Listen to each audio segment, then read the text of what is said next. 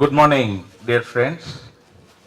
I request Mr. Ramakrishnan, yes, Ramakrishnan, eminent chartered accountant, to come to the dais. Please give him a big hand. I request the members to kindly stand up for Tamil Thai Vaalthu, followed by ICAI motto song. நீராறும் கடலொடுத்த நிலமடந்து கிழிலொழுகும் சீராரும் மதனமென திகழ்வரது கண்டமிலே எக்கணமும் அதிசிறந்த திராவிடனல் திருநாளும் தக்க சிறு பிறையுதலும் தரித்தனரும் திலகமுமே அத்திலக வாசனை போல் அனைத்துலகும் இன்பமுற எத்திசையும் புகழ் வணக்க இருந்த பெரும் தமிழனங்கே தமிழனங்கே உன் சீரிழமை திறம் மிகுந்து செயல் மறந்து வாழ்த்துதுமே வாழ்த்துதுமே வாழ்த்துதுமே.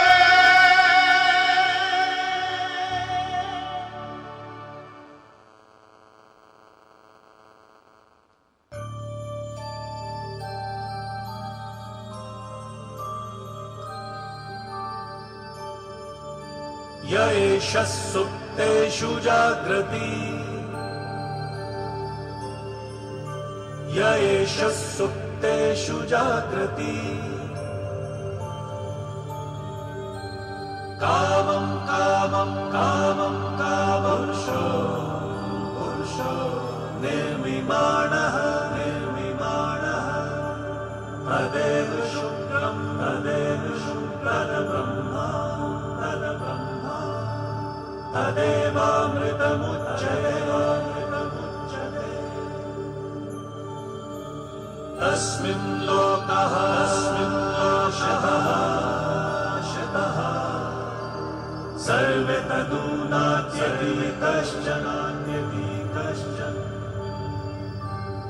एतद्द्वैता एतद्द्वैता एतद्द्वैता एतद्द्वैता एतद्द्वैता.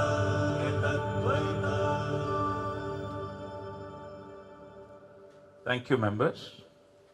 I request my good friend C.A.P.R. Arulvali, Chairman CPE Committee of Southern India Regional Council, to give a formal welcome address. Vanakkam.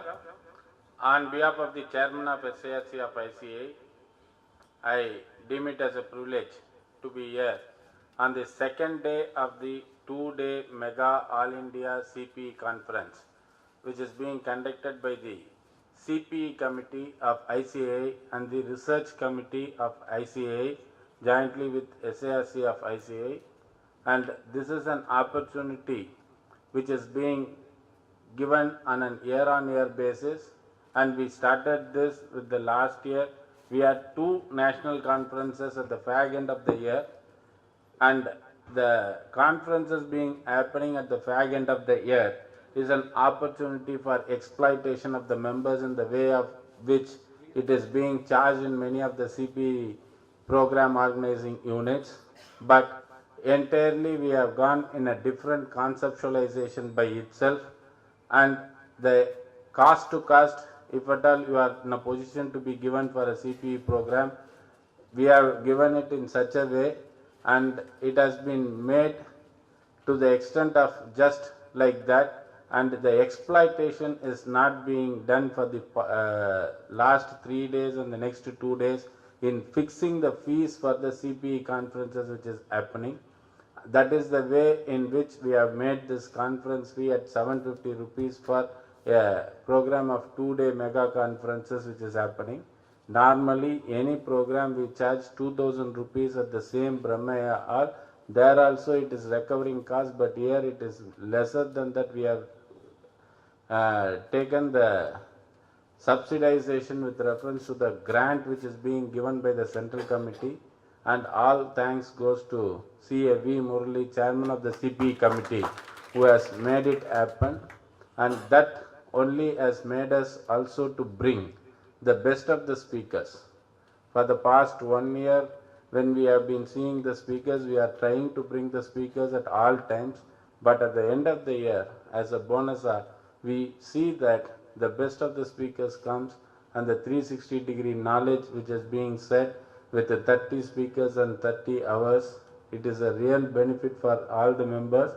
And the next tomorrow, the registration is still open. For today, it is already closed, and it is also going to be wherein it will be related to a day-to-day practice of the small and medium practitioner. That is the way in which we have done it. Thank you, sir, Murli sir, for making it happen in SIRC. As stated by the chairman of SIRC, this particular CPE conferences is going to be the difference between the SIRC being awarded the Best Region Award or otherwise. Hence, it is all you members who made it possible for the SIRC to withstand the competition from WIRC for the prize of Best Region Award, and all credit goes to each and every one of you. Thank you for being here and welcome for this 2-day All India CPE conference. Over to Murli. Thank you, Mr. Aruloli. On behalf of the Continuing Professional Education Committee of the Institute of Chartered Accountants of India, on behalf of the Southern India Regional Council, I extend a very warm welcome to our expert speaker, Mr. Ramakrishnan. And on behalf of CPE committee, let me welcome him by presenting a shawl and garland.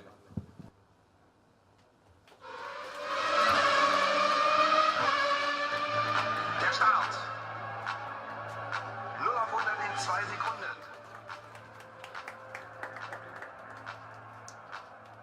Dear friends, one topic which is of current relevance even for SME segment is merger, demerger, acquisition, transaction advisory and due diligence. What is the role of chartered accountants?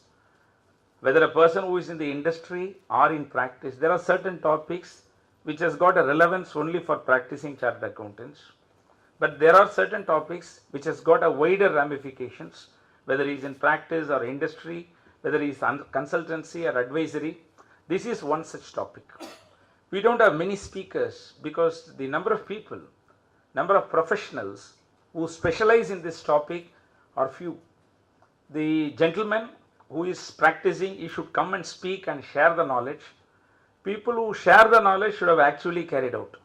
This both are should go together. That way we have a speaker, Mr. Ramakrishnan, who is a part of a big firm in the sense he is part of PKF Sridharan Santanam. He is a Bachelor of Science, fellow member of the Institute of Chartered Accountants of India and a cost accountant as well. He is a consistent rank holder, whether it is ICAI Inter, ICAI Final, CA Inter, CA Final, always position holder. And one thing what I have seen, except for the organizer who is standing before you in the podium, all others are rank holders, whether it is Girish Aguja, whether it is Sunil Talati, everybody is a rank holder. And then who carved a niche for themselves in the respective arena of practice. And he is one of the managing partner of PKF Sridharan Santanam, 40 years of practice, certified consultant in SAP, F1CO modules from Sapien College, certificate of merit holder in CA Inter, CA Final, ICAI Inter, of course, gold medalist. He is a gold medalist. He stood first in Madras University in his BSc Mathematics. Specializes in internal and management audits, forensic audits, consulting, handled consulting and internal audit assignments in all continents of the world in various countries like Australia, Bangladesh, Germany, Indonesia, Malaysia, Singapore, Thailand, Sri Lanka, Uganda, Zambia, the countries Nigeria, Ghana, Egypt, USA, Dubai, Kuwait, Saudi, Sweden, UK, Argentina, I think all the countries. Contributed many papers in various seminars and conferences behind most KM initiatives of PKF S&S value adds and productivity tools. Member European Professional Standards Committee of PKIA and International Audit Steering Committee of that international body also. and he is a Accounting Standard Advisory Committee member. He is part of our many committees of the Institute of Chartered Accountants of India. And one thing is organizer's delight, always humble, amiable, approachable, accessible. He comes well before the organizer and he tries to prepare well. This is all important. Okay, because that comfort level for us, because when we say 11:30 somebody, but they come means okay, the next speaker is there. That comfort level, whether people are attending or not, whether they come or not, CPE credit or not, organizer has his own worries. So that for organizers delight is as such, and he is always humble. See, when we talk about networking, relationship building, people may be coming from OMR, CSR, they might not have given, so you would have reluctantly sit, the signal comes, you may go. But what is important for the professionals today is, today, the internal referrals become very, very important to get a job also. You want to get a project, good projects, internship, you want to get it, you require recommendation. The number of people who are studying BTech, BE and all gone up. Our chartered accountant children need not necessarily do CA. So when we approach people like Ramakrishnan, Satanakrishnan, Sunil Talati, they will put you, some of our children, 3 months here, this project, summer, Christmas, this thing. That's why what is important is that our chartered accountant should know the CPE and all small things. It's not a big thing. Since it is there, we try to put it. That's not at all an issue. And I always say in the GMCs, it's not the soft skills, it is a hard skill, life skills. Try to have more, enlarge your circle. You have some cases in the income tax, come when DG is there, come receive, open the door, nothing wrong. Familiarity, next day you can go and give the card. That's the way the system works as such, whether you like it or not. All are CA here, all have passed the same examination, everything. But each one takes a different field. The aptitude differs, attitude differs.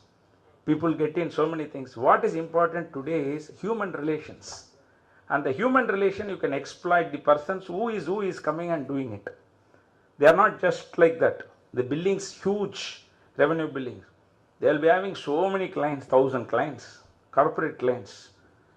And when such person's time is available, you must come and talk and get the paper, when the background material, when we will be getting it, whether life examples will be given, whether hand holding will be there in due diligence. This is the type of questions we want, rather than other aspects. Other things and all small, that is, you are bound to get it, whether that and all is not an issue. So it is not, we don't want to charge heavily. In fact, I told Mr. Arululi, we want to give it free, our CPE. Let them come, and I told him. He said, so no sir, our business model, our organizing thing and all will collapse. Earlier we wanted to do, chairman said, sir, Madurai conference is there, people will not come from Chennai. So like that, each one has its worries, but otherwise our CPE committee wants to give. Thereby we have a successful business model. Just because we are giving free, it is not suffering a loss. We have our own way of doing it. We have our own way of sponsorship. In the first program also, that pad what we are given, that itself costing so much. Intuit books what we have got, you have not got it second. We got exhausted. 1,000 books we got it, exclusive books. It got exhausted. And it's a superb one which CPE committee got it. Like that, each one is financed, it's not an issue. But the larger aspect is how well you utilize the speakers who are coming here and ask pertinent. It's not necessarily all these sessions, because we have tax, we have got Companies Act, we have got a bank finance, then we have got FCRA, we have got so many issues. Not necessarily you have to be there in all, but wherever you are there, you have to make best use of it. I do see who are all coming regularly, who comes, all these things we know it, and who comes there, all these things we know it. But what I am telling, still better you have to use it, not because of any other thing that will be automatically. And in fact, I told them, the office also, not necessarily to get the signature also. That is not necessary also. Professionals should be treated. That is one aspect of it. But other aspect of it, you must make best use of it. The gentleman who has come here, he is not an ordinary chap. He has got an enviable exposure and track record as such. And he has come here to share his knowledge on this crucial subject. So with this preload, I have great pleasure in presenting before you Mr. Ramakrishnan. Please give him a very big hand. And over to Mr. Ramakrishnan. Good morning, ladies and gentlemen. Thanks, Murali, for all the kind words, at least 90% of which I don't deserve.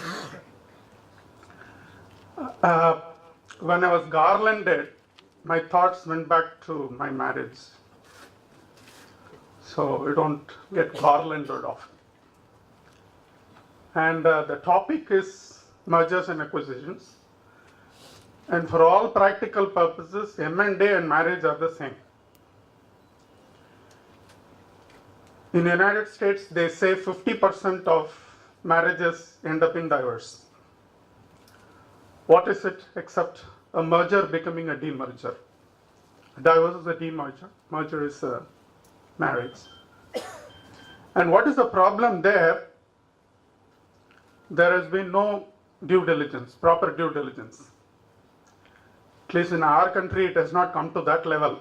Maybe it's still in 10s and 20%.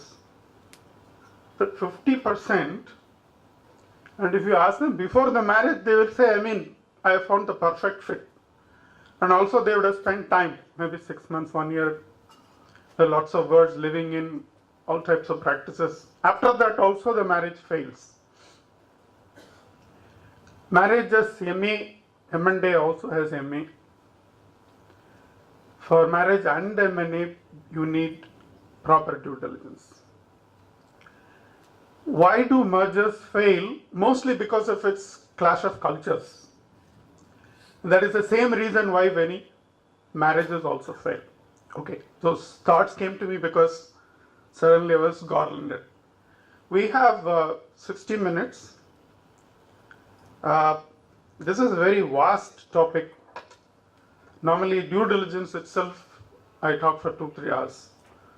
So I made a totally new approach this time, considering that it's going to be only 60 minutes.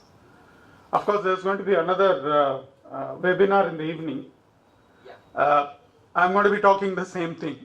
So except that it is 2 hours, maybe I'll talk a little bit on due diligence also at that time. So I said, what is that I want to talk to you now within 1 hour? I'll talk about the types of M&A activity. One of the most important changes in this country today is the Companies Act 2013. So we'll discuss what are the major changes which are being brought about by Companies Act 2013. There are going to be some sea changes. Actually, I've segregated them into good ones and the problematic ones. And then I'm going to talk a little about role of CAs. Murali was mentioning that this is a new area. It's not a new area, it's been there for ages.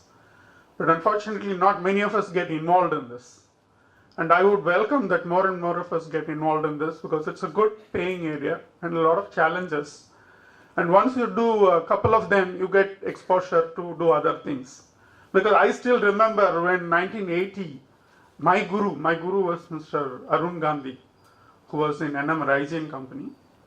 He went on to become the mergers in charge of Tata Group. And he's the man behind Chorus, and he's the man behind JLR and all those major acquisitions of Tata's. Everything went through him. So I had the good fortune of being asked to do a due diligence as early as 1980. We were their associates. And the first question I asked him, due diligence, what is due diligence? So I had to start from that. So of course he gave me enough amount of knowledge on that.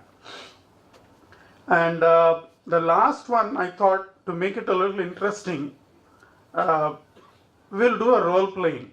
Actually, what I've done is I've taken some of the mergers of this year, the major acquisitions, and then I've made some slides. Supposing we were the consultants, we are not likely to be the consultants of such things, not sun run backseat deals and all that, but we can always role play.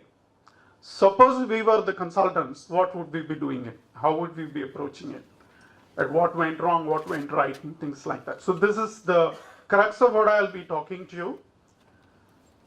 Let's move here. How do I move this thing? Yeah. Okay. Sorry about that. You always have technical glitches. If you see the overall picture of M&A, you have acquisitions, combinations, and restructuring. Yeah, it's coming here. And if in acquisition, if you see there's a business purchase and a share purchase. And in a business purchase, you will have a slump sale or itemized sale. If you take combinations, you could have a merger or a demerger. If you take restructuring, you could have capital reduction, buyback of shares. That's the large overview. A little bit about each one of this. Merger is a consolidation of two or more entities.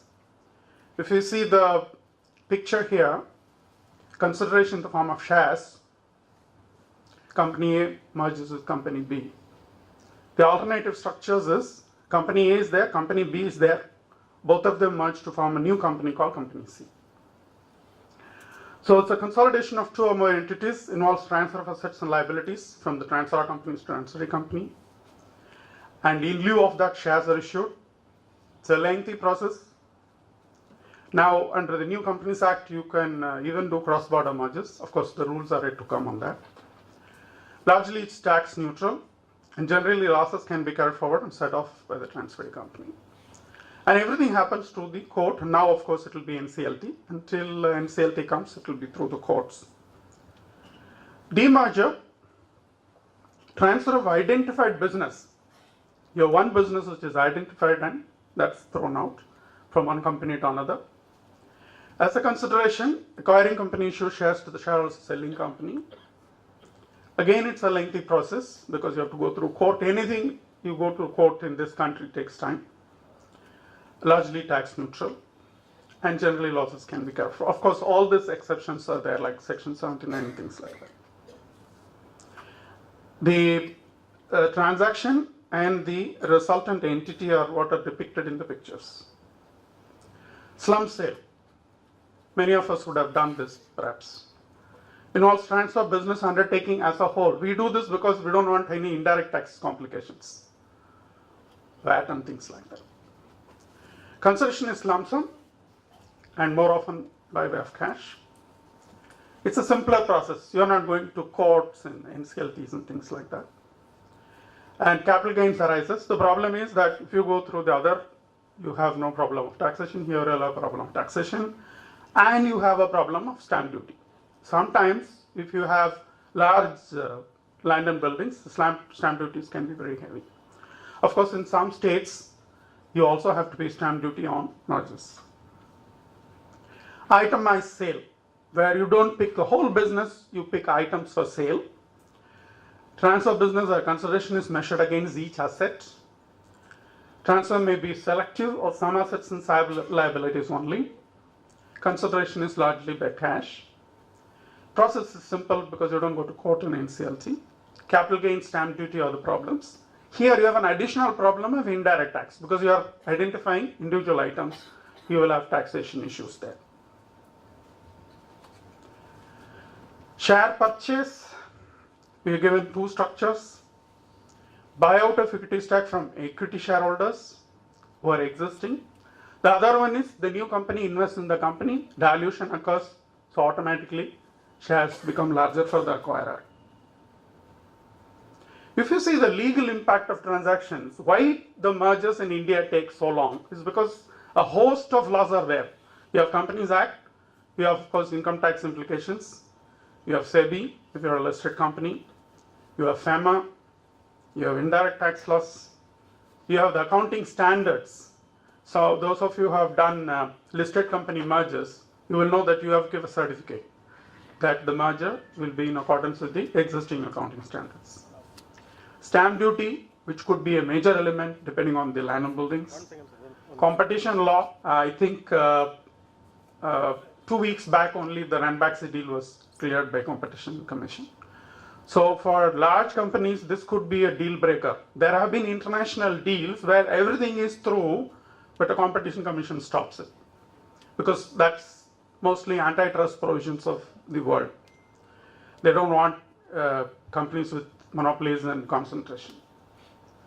And the industry governing body could have few things. For instance, if you take the telecom companies, quite a few things are regulated by the regulators, insurance companies, banks and things like that.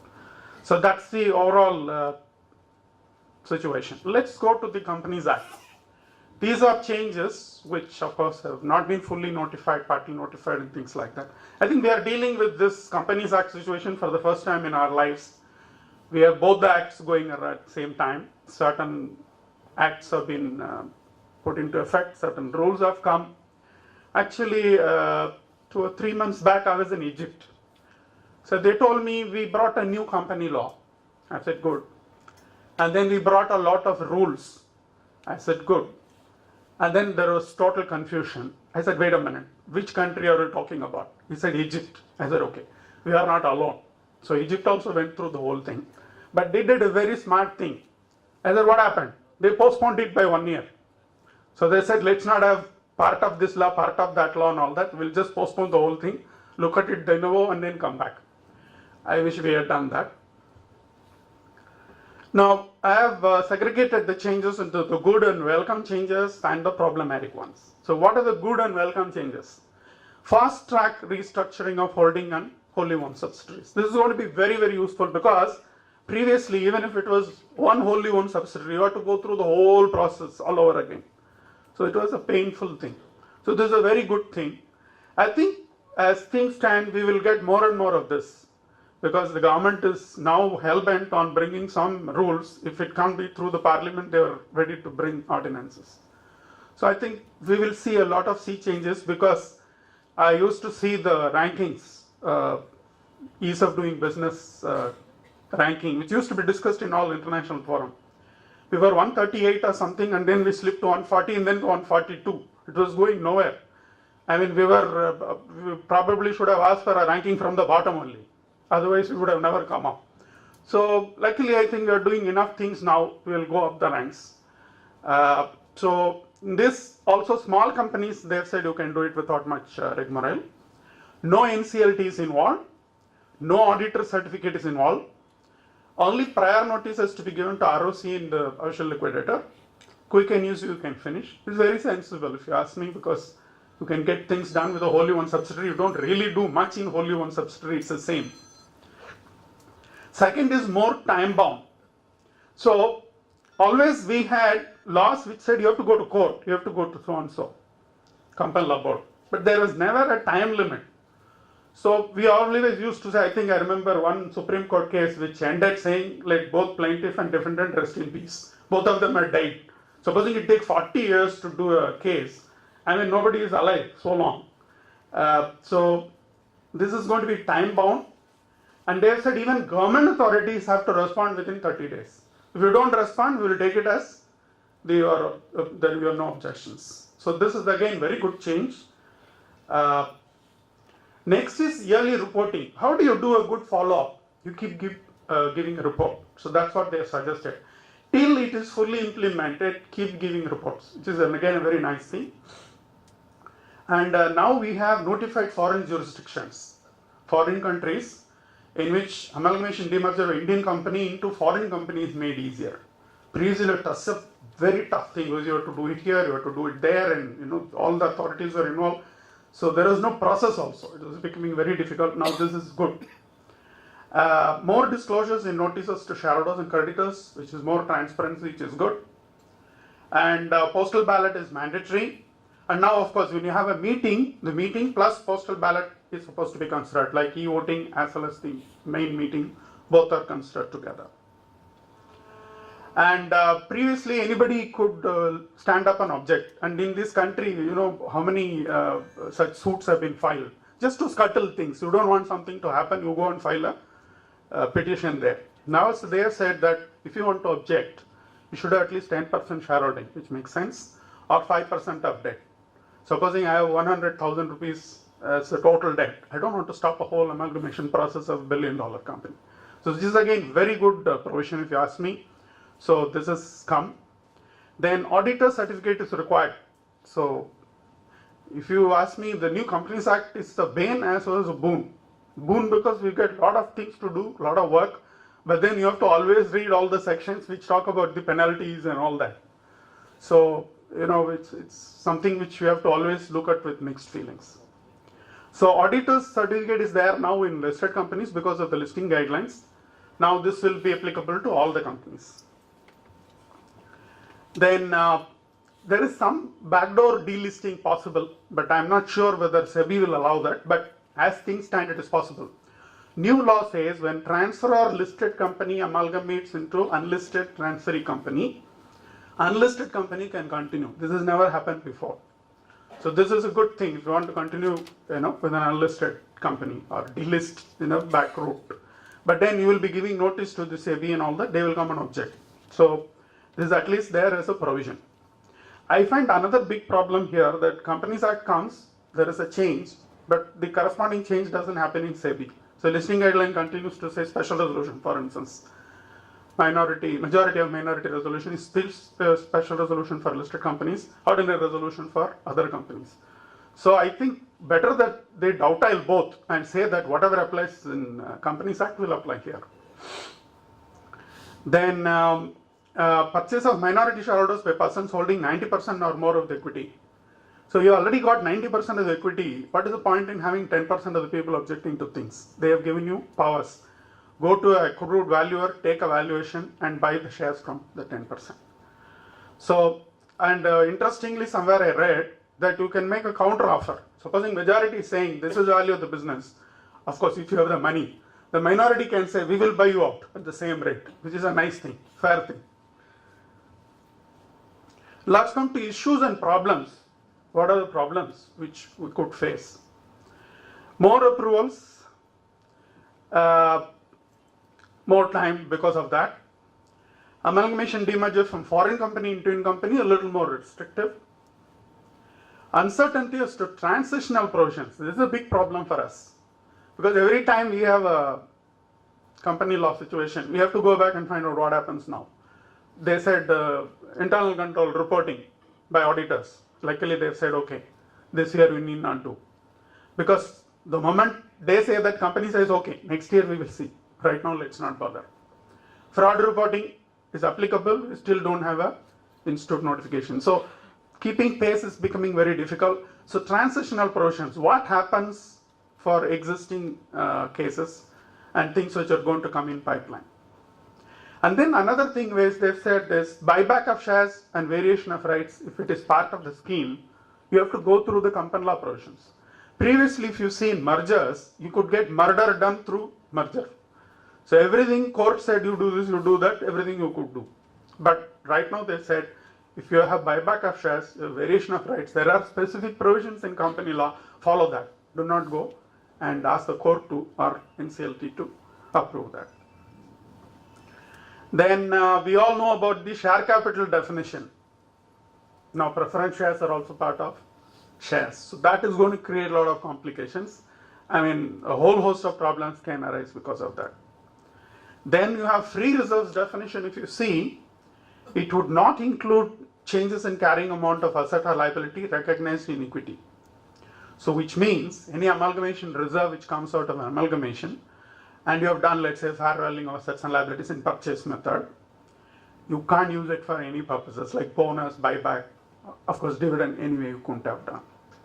So these are some of the new provisions which we have to keep at the back of our mind when we do mergers going forward. Then the other thing they've said is cross holdings. A holds in B, B holds in A sort of situation, and treasury shares have to be cancelled. Previously for those shares also shares were issued, but that cannot be done now.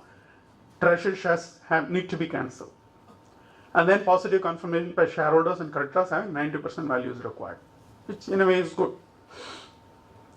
Now next part of our presentation we will go to what is there in it for us as professionals.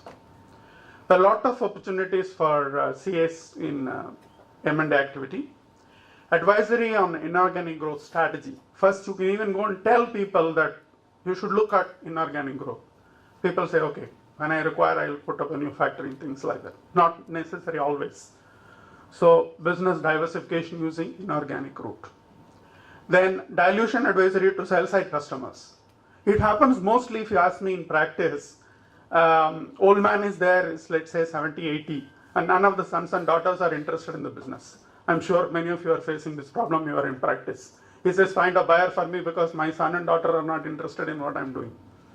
especially the business is old model, then the new generation is just not interested. They are saying, is there any involvement of mobile internet in that? No. I said, who will be doing this business? Or can I do that through internet and mobile? Something like that.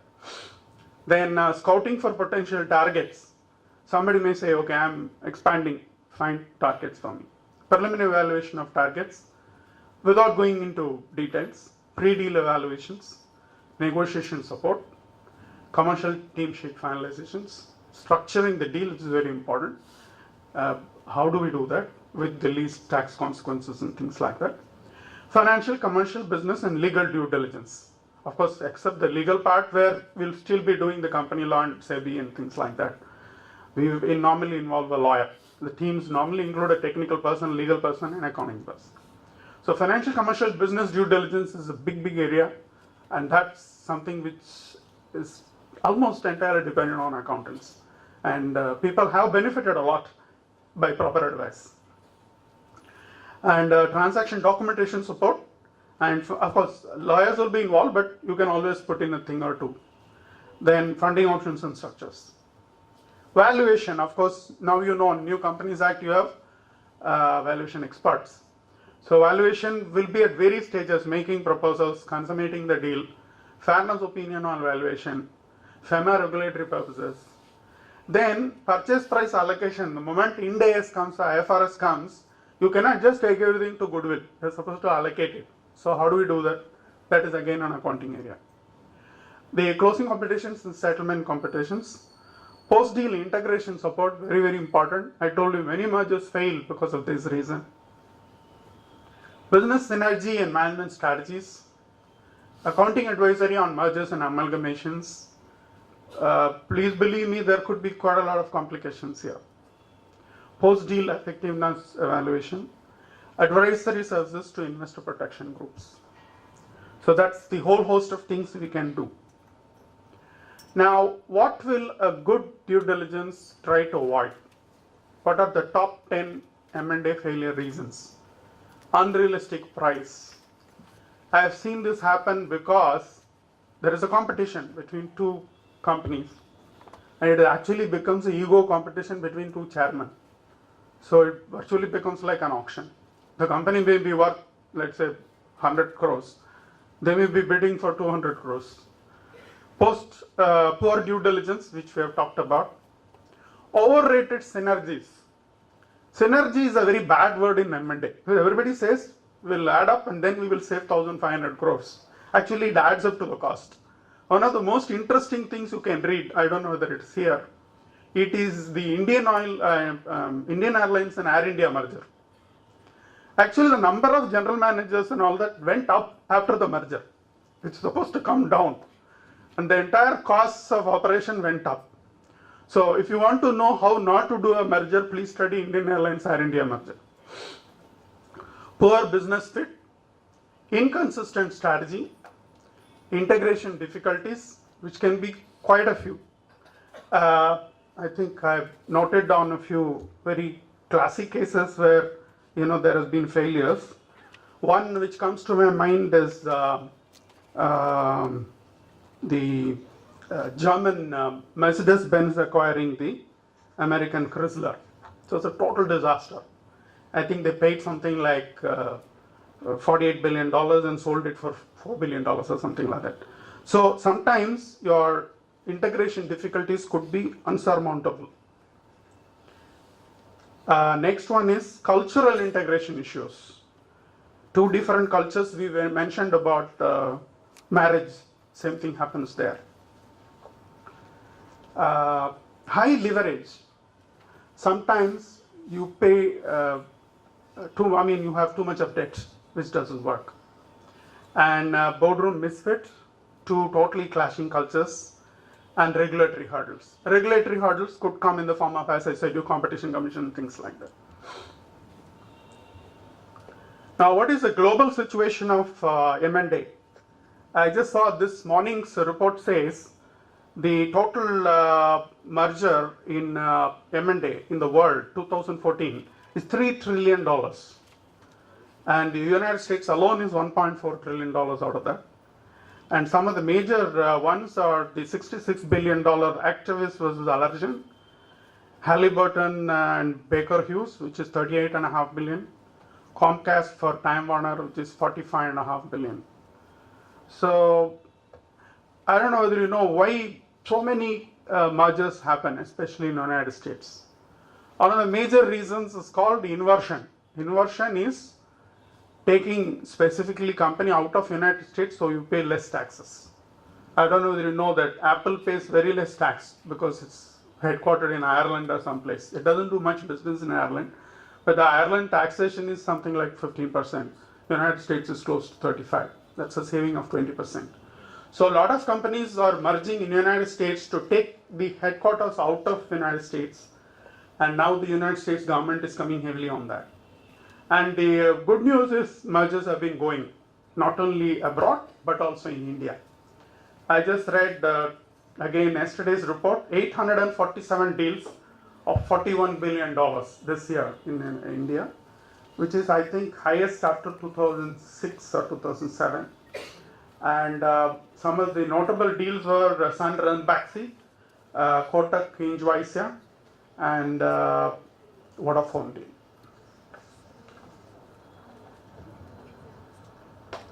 Now let's look at what we started to do. I said we will take a few examples and then go through. We are going to do some role playing.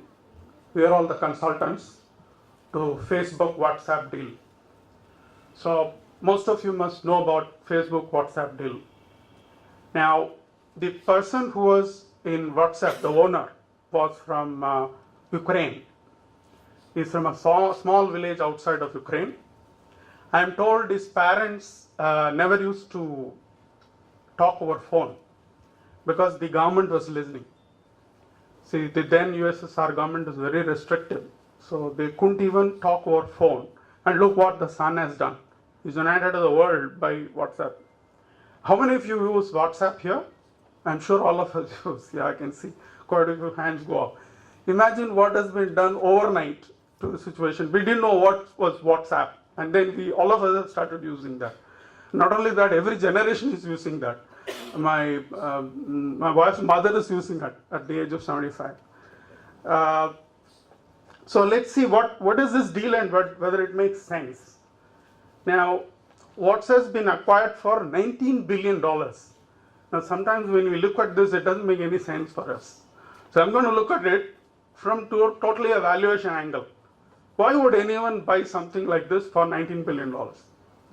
And $15 billion is in Facebook stocks, $4 billion is in cash. So cash outgo is only $4 billion. Majority has been given in Facebook shares, which is good for them because Facebook shares have been again going up. The user base at the time when they invested was 450 million people. 45 crore people, a lot of them from India were using WhatsApp. 70% are active. There are two things needed. There are many of you who would have taken a website and never gone back there. Are you repeatedly using that? Very important. So 450 million people, 45 crore, 70% are active daily. In fact, the first thing I go when there is Wi-Fi or 3G is to check my WhatsApp because it's free. I have said it charges 99 cents per year for each subscriber after the initial first year, but none of you are paying anything. This is the first proposal they made, that we will charge 99 cents per year, which is what? $1 per year. But $1 per year for 450 million